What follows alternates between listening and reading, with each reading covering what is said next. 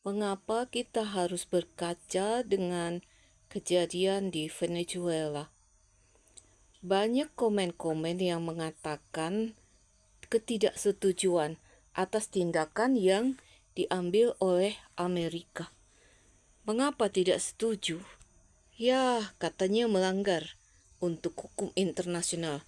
Memang untuk penangkapan suatu dalam perkara kriminal secara lintas batas negara, maka seharusnya hukum internasional yang berlaku adalah dengan ekstradisi, yaitu dengan pejabat kepolisian di negara setempat.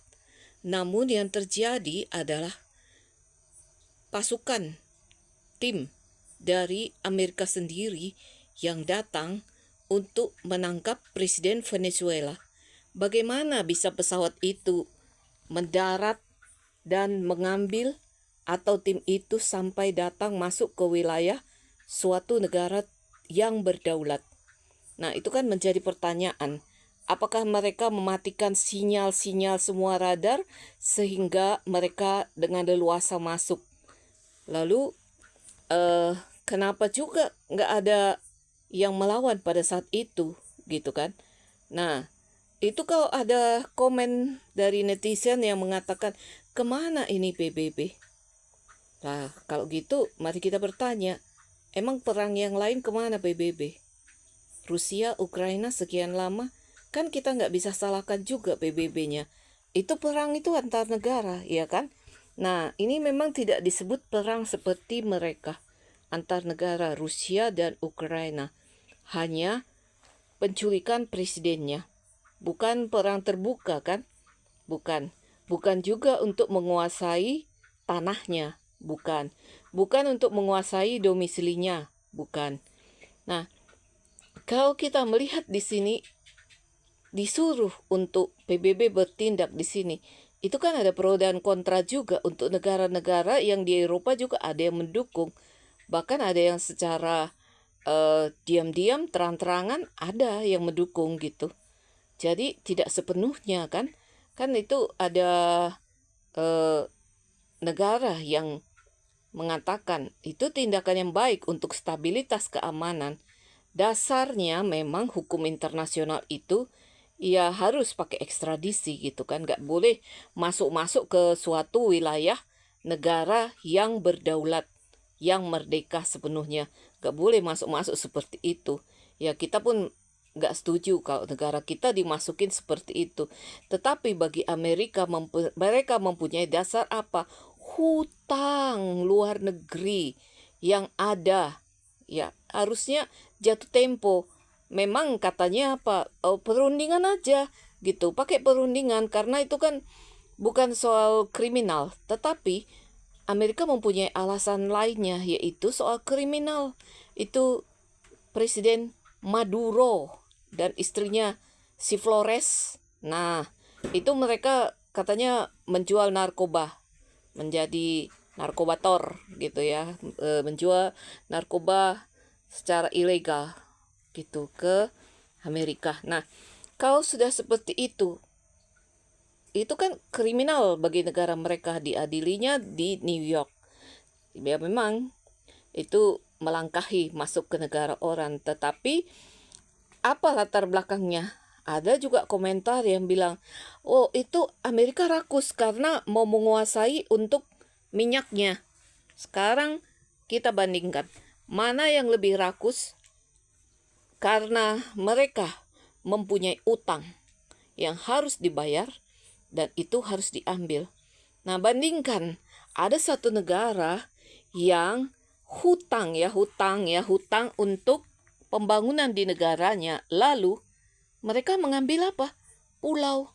Nah, itu kan sudah wilayah yang diambil. Sedangkan ini kan yang dikuasain apa?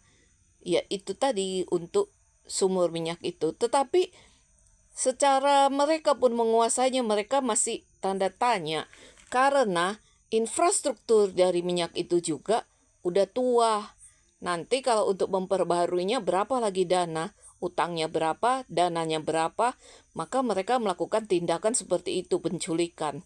Nah, itu perang ya, perang secara halus gitu. Jadi jangan kita pertanyakan lagi mana nih hukum internasionalnya.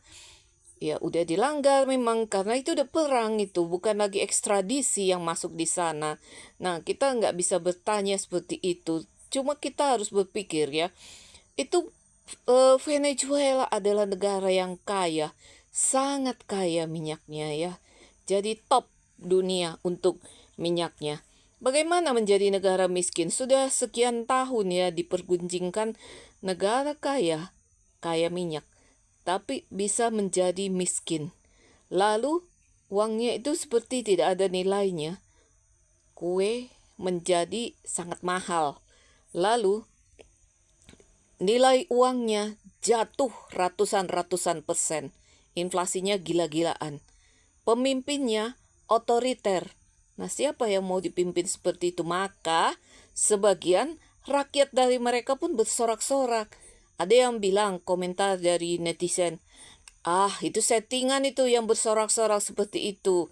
Coba pikirkan bagaimana mereka yang di luar negeri yang seperti itu, settingan yang seperti itu. Mereka sendiri sudah tertindas selama ini oleh presidennya yang sesuka hatinya di negaranya sendiri, otoriter ya. Selama sekian lama begitu otoriternya. Jadi kalau tidak ada tindakan dari dalam negerinya, sekarang kan tidak ada. Nah, Amerika masuk di sana untuk apa? Untuk mengelola minyaknya, bukan merampas dengan kerakusan. Kalau mau masuk pun seperti tadi yang saya sebut, infrastruktur perminyakan itu sendiri sudah tua. Untuk memodalinya berapa? Itu sendiri sudah masalah untuk Amerika. Jadi mengelola itu bukan berarti rakus ya.